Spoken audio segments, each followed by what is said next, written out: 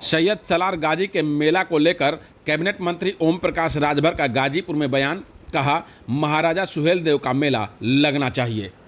UP के योगी सरकार में कैबिनेट मंत्री ओम प्रकाश राजभर शनिवार की शाम 4:30 बजे गाजीपुर में अपने विधानसभा क्षेत्र में जनसंपर्क अभियान के दौरान लोगों के दरवाजे पर शोक संवेदना कार्यक्रम में पहुंचे हुए थे। इस अवसर पर स्थानीय पत्रकारों से सैयद सलार मसूद गाजी के मेले पर हो रही राजनीति पर सवाल किया तो ओम प्रकाश राजभर ने अपने चिर परिचित अंदाज में हंसते हुए कहा कि सैयद मसूद गाजी काबुल से भारत को लूटने चला आया था, यहाँ के मंदिरों और मठों को लूटने आया था और इस दौरान कुल 585 राजाओं ने उनका सामना किया था। उसमें कई राजा मारे गए, लेकिन जब उसका सामना बहराइच के नानापार मैदान में महाराजा सुहेलदेव से हुआ तो 21वें दिन वो मारा गया। इस दौरान कैबिनेट मंत्री ओम प्रकाश राजभर ने और क्या कुछ बताया, खुद सुने। देखिए, काबुल से या यूं कर लीजिए कि भारत पे कई बार मुगलों का आक्रमण हुआ, कोई टिक नहीं पाता था, आक्रमण में मारे जाते थे, भाग जाते थे।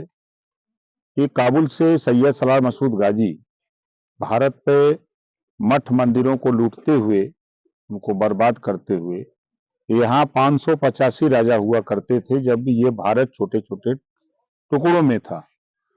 तो 585 राजाओं में तमाम राजा हारे, कुछ मारे गए, कुछ उनकी दास्ता को स्वीकार किए।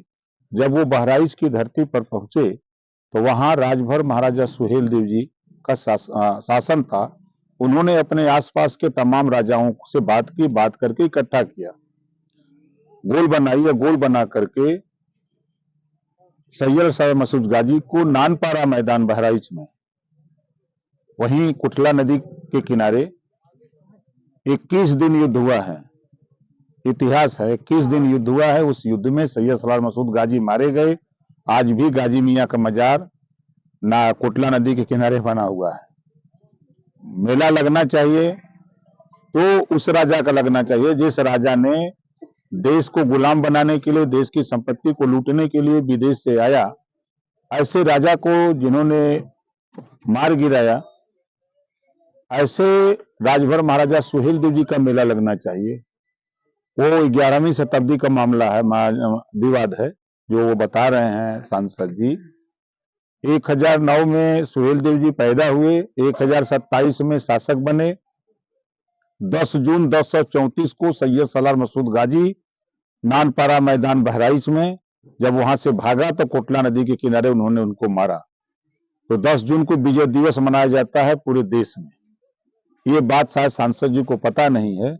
भारत पे जो भी आक्रमण हुए, उस आक्रमण का जवाब अंतिम समय अगर कोई दिया तो राजभर महाराजा सुहेलदेव जी ने दिया। उन्होंने समता, स्वतंत्रता, बंधुत्व और न्याय कायम किया, देश को गुलाम होने से बचाया। जो संदेश गौतम बुद्ध जी ने दिया, जो संदेश महात्मा ज्योतिबा फुले, सावित्रीबाई फुले ने दिया, जो संदेश छत्रपति साहू जी महाराज ने दिया, जो संदेश पंडित दीनदयाल उपाध्याय, बाबा साहब डॉक्टर अम्बेडकर जी ने दिया, उसी हमारे महापुरुषों के ही संघर्षों की देन है कि आज संविधान में बाबा साहब डॉक्टर अम्बेडकर जी ने सारी व्यवस्था को संविधान के पहले पन्ने पर लिख दिया। समता, स्वतंत्रता, बंधुत्व और न्याय पर आधारित भारतीय संविधान। तो जब इतिहास कोई पढ़े तब ना उसको ज्ञान हो। जब इतिहास हम नहीं पढ़े थे, आज के 25 साल पहले सुहेलदेव जी को कोई जानता था? जब मैंने सुहेलदेव जी के इतिहास को पढ़ा, पूरे देश में सुहेलदेव जी के इतिहास को बताया।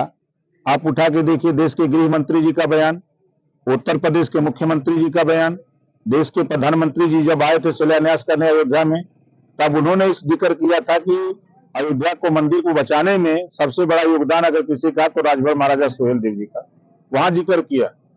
अभी